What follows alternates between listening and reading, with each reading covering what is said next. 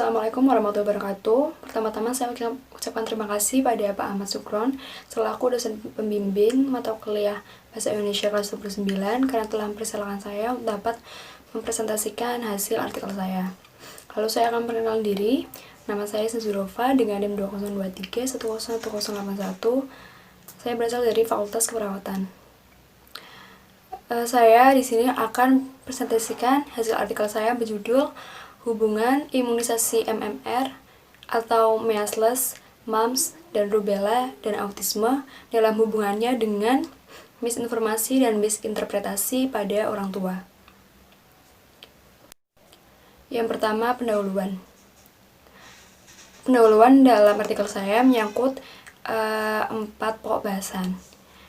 Yang pertama yaitu pengertian imunisasi dan imunisasi MMR.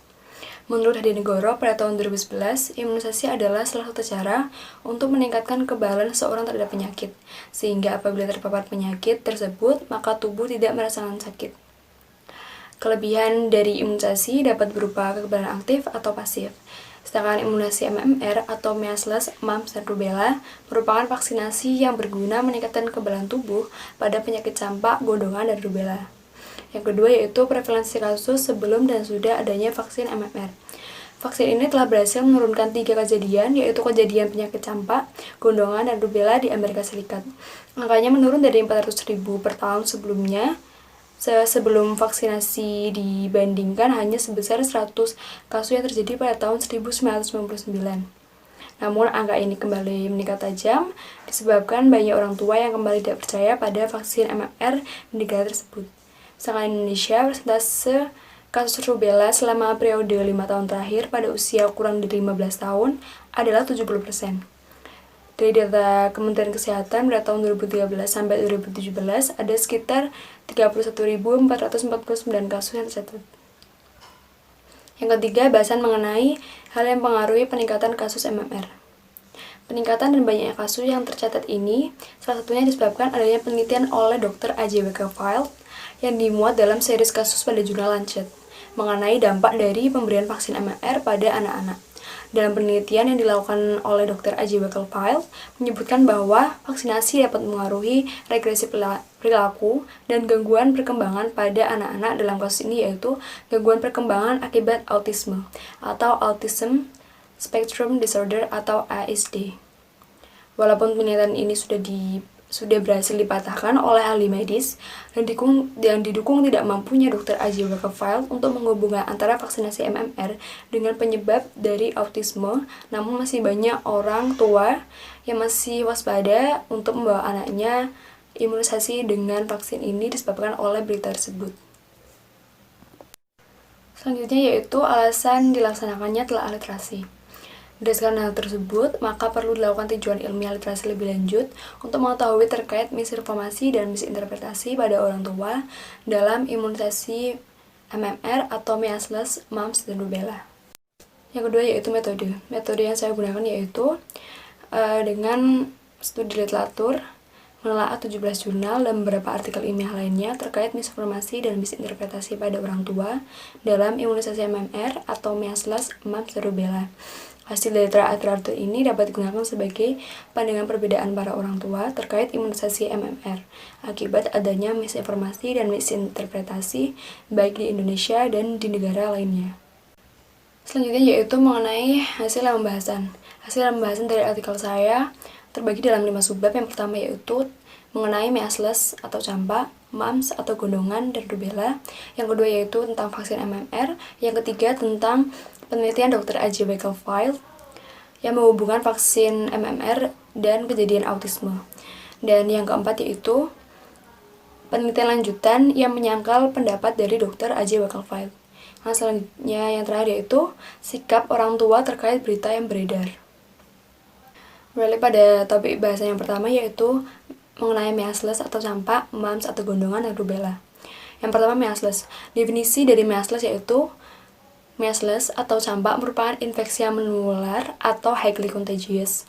Penyakit ini disebabkan oleh paramyxovirus dari genus Morbillivirus dan menyebar lewat pernapasan. Gejala yang timbul dari penyakit ini antara lain demam tinggi dan malaise atau rasa tidak nyaman pada tubuh, di mana dicirikan sebagai rasa tidak nyaman dan kelelahan yang diikuti dengan batuk, koryza, dan konjungtivitis. Gejala ini dapat muncul 2 minggu atau sekitar 14 hari setelah tubuh anak terpapar virus. Selanjutnya, keluar bercak merah, biasanya dimulai dari bagian belakang telinga, lalu menyebar ke leher, muka, sampai tangan dan kaki. Jika sampai pada gejala ini, maka anak dapat mengalami komplikasi berupa radang telinga tengah, pneumonia, dan radang otak. Yang kedua yaitu mumps atau gondongan. Mumps atau gondongan merupakan jenis penyakit akut dan disebabkan oleh virus yang sama, yaitu paramyxovirus dari genus Rubulavirus dan juga menyebar melalui saluran pernapasan. Gejalanya yaitu pada anak kecil, mumps atau gondongan hanya penyakit ringan yang tidak diikuti dengan gejala pada hari ke-12 sampai ke-25. Setelah terpapar, karakteristik dari parotitis atau ketika penyakit tersebut muncul berkembang lebih jauh pada 16 sampai 18 hari setelah terpapar. Namun, komplikasi yang diakibatkan penyakit ini dapat menyebabkan meningitis, encephalitis, pankreatitis, sampai dengan tuli permanen. Yang ketiga yaitu rubella. Definisi dari rubella yaitu rubella atau campak Jerman sama seperti kedua penyakit sebelumnya, yaitu measles dan mumps. Penyakit ini juga menular melalui saluran pernapasan. Rubella disebabkan oleh virus golongan virus dari genus Rubivirus. Dengan gejalanya yaitu akan timbul setelah terpapar selama 1 hari. Gejala yang timbul antara lain berupa malaise, demam, infeksi saluran pernapasan atas, dan ruam pada kulit. Sedangkan komplikasi lebih lanjut yang diakibatkan oleh penyakit ini adalah pada saat infeksi selama kehamilan dan risiko sindrom kongenital rubella atau CRS. CRS sendiri dapat mempengaruhi seluruh organ fetus seperti terjadinya kelainan prematur, disabilitas mental, dan beberapa masalah kesehatan yang terkait dengan CRS yang dapat mengaruhi pertumbuhan pada anak. Topik yang selanjutnya yaitu bahasan mengenai vaksin MMR. Imunisasi dengan vaksin MMR merupakan salah satu imunisasi wajib pada anak-anak untuk pencegahan penyakit measles atau campak, mumps atau gondongan, dan rubella. Hal ini diwajibkan karena ketika penyakit ini dapat menyebabkan infeksi lebih lanjut pada anak-anak jika tidak ditangani dengan baik, seperti measles yang dapat berujung infeksi telinga sampai kerusakan otak dan kematian. Selain itu, gondongan dapat menyebabkan ketulian, dan rubella yang dapat menyebabkan artritis saat dewasa. Sedangkan jika saat hamil terjangkit rubella, maka bayi dapat mengalami cacat lahir. Karena umumnya ketika penyakit ini lebih sering muncul pada usia bayi sampai anak-anak, maka umumnya anak-anak akan mendapatkan 2 dosis dari vaksin MMR.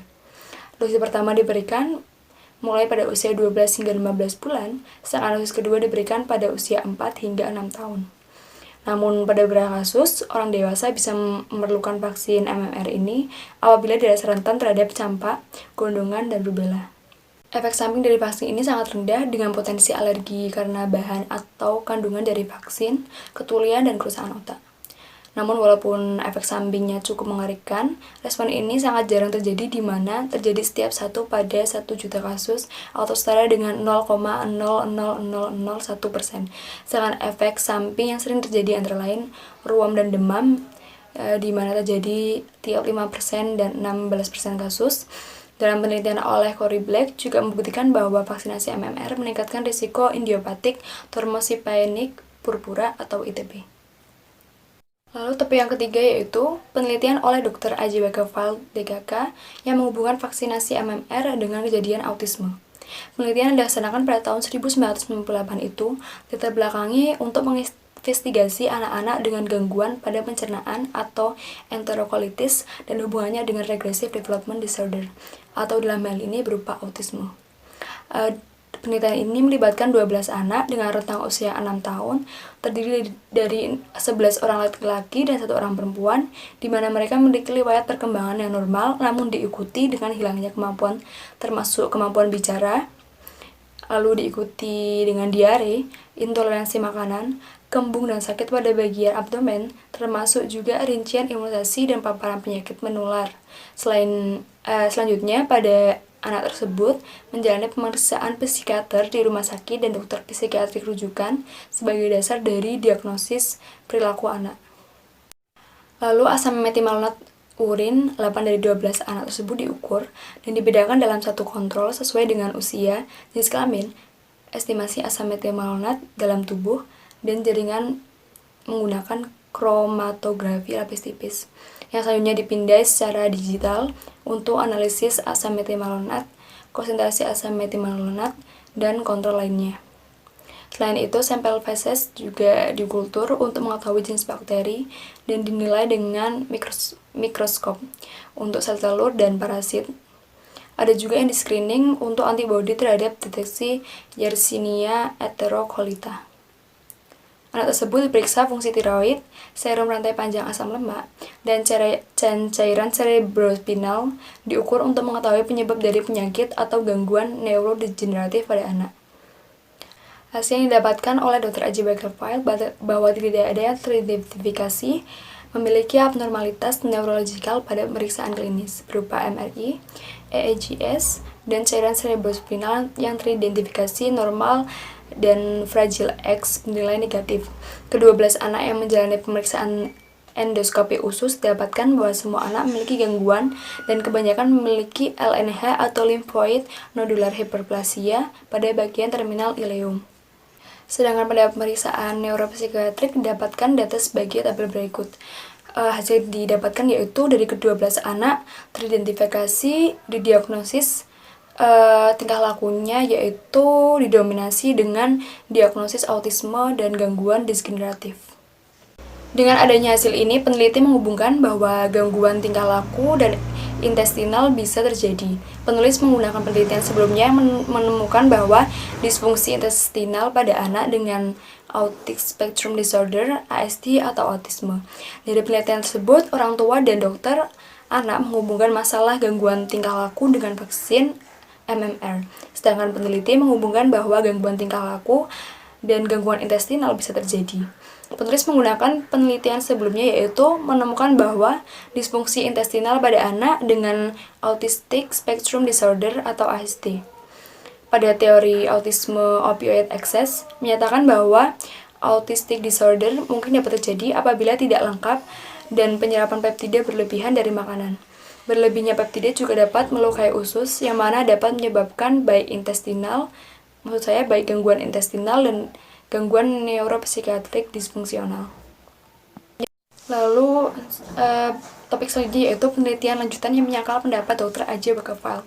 Penelitian tersebut yang pertama yaitu penelitian oleh Anjali Jain pada tahun 2015. Penelitian tersebut dilaksanakan dengan metode studi kohort retrospektif menggunakan database administrasi dari Health Plan Amerika Serikat atau Optum Research Database, di mana database penelitian ini mencakup lebih dari 3 juta individu yang terdiri dari individu yang terasuransi dan Medicare. Penelitian ini dilatar belakangi akibat banyaknya laporan tentang vaksinasi MMR yang menjadi penyebab dari ASD atau Autism Spectrum Disorder. Dengan alasan tersebut, maka peneliti melakukan sampelalisasi anak-anak dengan ASD di Amerika Serikat secara besar-besaran dengan kontrol anak tersebut memiliki saudara kandung yang lebih tua dan beberapa kontrol lainnya, di mana saudara tersebut memiliki latar belakang autisme. Kesimpulannya, tidak ada hubungan antara vaksinasi MMR dengan kenaikan risiko ASD di antara anak-anak yang terasuransi. Peneliti juga menemukan bahwa tidak ada bukti yang membuktikan bahwa baik 1 atau 2 dosis dari vaksinasi MMR berkaitan dengan meningkatnya risiko ASD pada anak dengan saudara kandung yang memiliki gangguan ASD. Selanjutnya yaitu penelitian oleh Mandy Hornick pada tahun 2008. Penelitian ini dilatar belakangi penelitian Dr. Aji Bakerfield pada tahun 1998 dengan metode yaitu kontrol kasus untuk menentukan apakah anak dengan gangguan gastrointestinal atau GI dan autisme akan lebih mungkin terdampak autisme dari anak yang memiliki gangguan intestinal saja untuk mempunyai virus campak atau meses RNA atau inflamasi di jaringan usus dan jaringan autisme dan atau gangguan intestinal berhubungan dengan penerimaan vaksin MMR. Yang dilakukan oleh Mandy Hornick yaitu sampel yang digunakan adalah anak-anak dengan umur yang sama dan akan diidentifikasi secara klinis melalui ileokolonoskopi, di mana jaringan ileal dan sekal dari 25 anak dengan autisme dan gangguan gastrointestinal, serta 13 anak dengan gangguan gastrointestinal saja, dievaluasi dengan real-time reverse transcription atau RT-PCR untuk menghadirkan RNA measles virus di 3 laboratorium secara acak untuk didiagnosis. Termasuk bagaimana cara peneliti awal melakukan tes dengan menghubungkan measles virus dan AST. Dari penelitiannya, peneliti tidak menemukan perbedaan walaupun sudah dilakukan kontrol di mana gangguan intestinal control mendeteksi untaian RNA measles virus melalui ileal atau biopsi sekal. Peneliti menyangga pernyataan dari Dr. Wackelfeld bahwa virus measles yang ada dalam MMR akan menginduksi inflamasi dari JI dan meningkatkan permeabilitas pada bahan kimia neuroaktif untuk mendorong perkembangan neuropatologi. Karena menurut peneliti, apabila model ini benar, maka imunisasi dari MMR harus didahului dengan keluhan gangguan intestinal dan MMR. Dan keluhan GI harus mendahului dari timbulnya AST. Peneliti menemukan bahwa usia saat terpapar MMR relatif jauh dengan timbulnya masalah gastrointestinal dan banyak kasus tidak konstan dengan keadaan ini. Sedangkan AST sendiri terdiri dari berbagai macam endofenotip yang mungkin melewati rute berbeda menuju keadaan patologisnya. Dengan ini, peneliti menyimpulkan bahwa tidak menemukannya hubungan antara waktu vaksinasi MMR dan timbulnya keluhan GI atau autisme. Satunya yaitu penelitian oleh Weichen pada tahun 2004. Penelitian ini dilatar belakangi untuk memeriksa apakah ada risiko autisme atau AD setelah terpapar measles atau campak yang ganas, campak yang dilemahkan, dan dalam kombinasi MMR dan perubahan dalam mumps strain dengan vaksin MMR.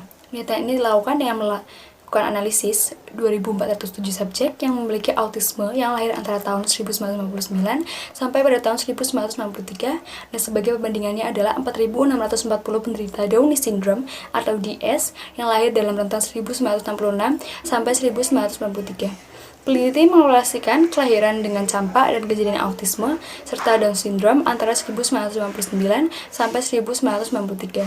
Peneliti melakukan tes untuk perubahan secara mendadak pada subjek dengan autisme sejak lahir dan untuk perubahan secara mendadak pada perkenaan setelah monovalen vaksin measles, yaitu pada tahun 1968. MR imunisasi pada 1988 dan perubahan dalam sekejap dari digunakannya campuran MMR jenis Urabe ke penggunaan MMR jenis Jerin Lin pada tahun 1992. Tingkat risiko insiden atau incident rate ratio atau IRRS digunakan untuk mengukur hubungan tersebut. Hasilnya adalah peneliti tidak dapat menemukan hubungan antara autisme sejak lahir dengan autisme setelah kelahiran, yaitu antara pada rentang 18 bulan setelah kelahiran, tingkat populasi dan infeksi measles, dan tidak ada peningkatan antara autisme sejak lahir dengan monovalen atau suatu jenis strain atau antigen measles dan vaksin MMR serta pergantian mumps strain.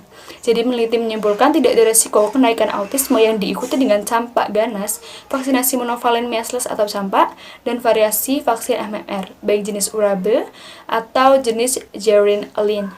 Lalu selanjutnya yaitu ada tanggapan WHO dan organisasi kesehatan lainnya. WHO atau World Health Organization telah menyatakan bahwa tidak ada kaitan antara hubungan kejadian vaksinasi MMR dan autisme. Namun WHO memperingatkan bahwasannya kesimpulan yang diambil ini tidak menepis kemungkinan terdapat peluang kecil bahwa vaksinasi MMR dapat menyebabkan autisme pada sejumlah anak kecil. Center of Disease Control of Prevention atau CDC menantang hipotesa bahwa adanya hubungan vaksinasi MMR dan kejadian autisme. CDC menjaga komitmen mereka untuk mendukung penelitian lanjutan untuk membuktikan hipotesa tersebut.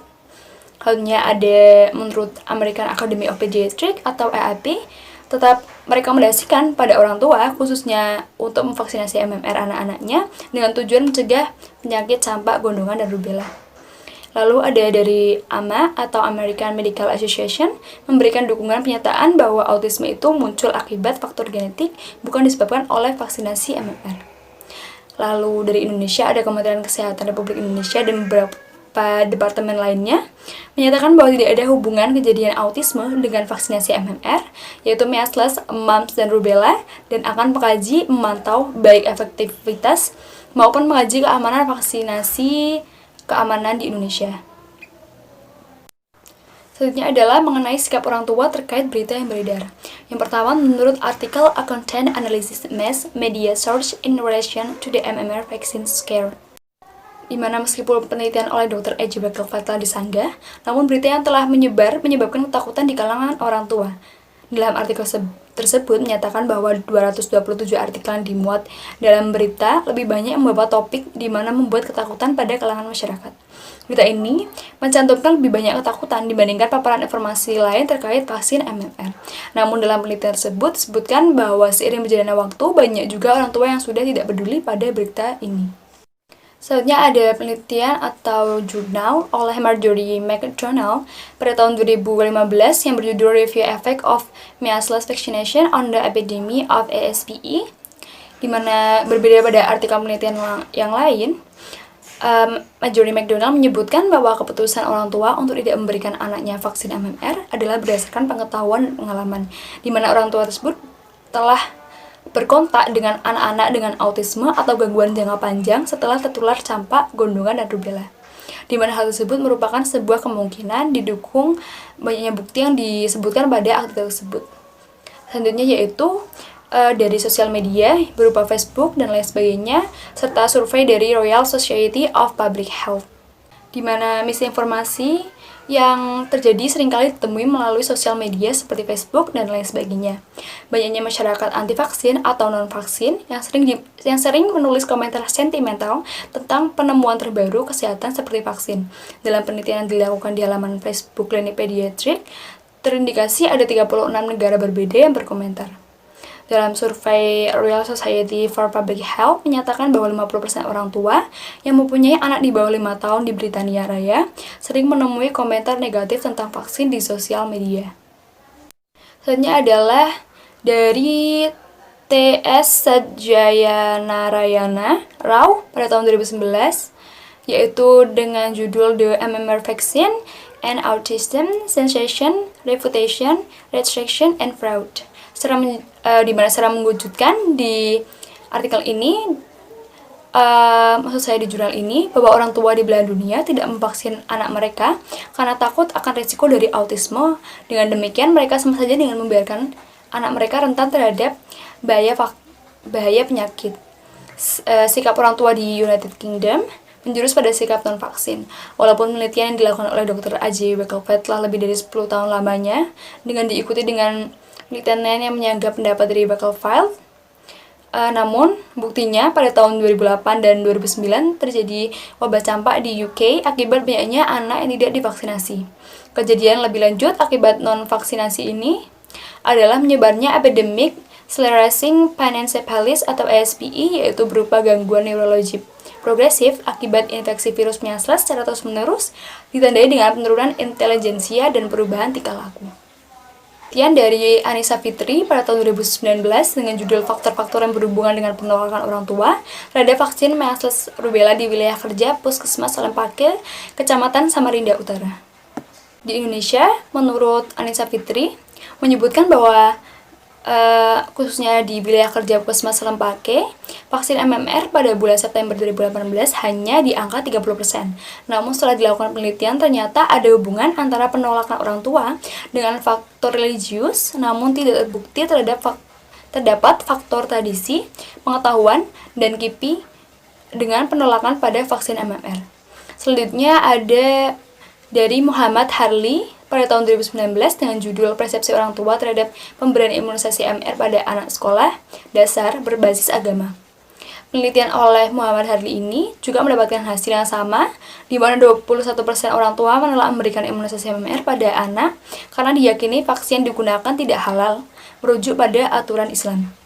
Sedangkan pada penelitian oleh Elsa Nurs Tiffany di Kecamatan Labuhan, Kabupaten Donggala mendapatkan hasil relatif sama dengan alasan yang berbeda, di mana terdapat orang tua yang tidak mengimunisasi anaknya disebabkan karena orang tua tersebut tidak mengetahui fungsi dan manfaat dari vaksinasi tersebut. Yang terakhir adalah menurut Wahyuni Rosadi pada tahun 2019 berjudul Multi-Level Analysis of Factor Affecting Measles Rubella Immunization Uptake Among Toddlers in Pekanbaru, Indonesia. Hasil yang berbeda didapatkan pada penelitian oleh Wahyuni Rosadi. Dalam jurnal tersebut didapatkan bahwa di Pekanbaru, imunisasi MMR mengalami kenaikan yang dilatar belakangi teredukasinya orang tua tentang maternalitas, dukungan keluarga yang kuat, efikasi tinggi, dan kemampuan untuk bertindak. Simpulan dari artikel saya yaitu, berdasarkan telah yang sudah dipaparkan, membuktikan bahwa misinformasi dan misinterpretasi disebabkan oleh banyak hal. Meskipun sudah diketahui dan diikuti dengan banyaknya bukti yang beredar bahwa tidak ada hubungan antara imunisasi MMR dengan autisme dan gangguan lainnya pada anak. Disebabkan karena adanya pengaruh internal seperti keyakinan dan pendidikan orang tua, serta faktor eksternal seperti dukungan keluarga, pengaruh sosial media, dan berita hoax ikut mempengaruhi keputusan orang tua dalam memberikan imunisasi MMR pada anaknya. Saran dari penulis adalah orang tua perlu melakukan recheck atau cross-check terkait berita yang beredar. Klarifikasi berita yang beredar dapat melalui media cetak yang bersangkutan dan pada layanan kesehatan masyarakat terdekat. Selanjutnya yaitu daftar rujukan yang saya gunakan untuk menyusun artikel ini.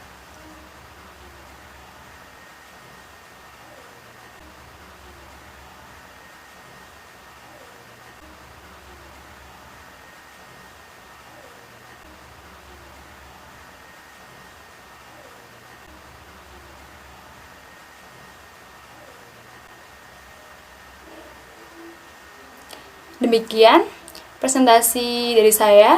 Kurang lebihnya mohon maaf bila ada kesalahan. Terima kasih telah menonton. Wassalamualaikum warahmatullahi wabarakatuh.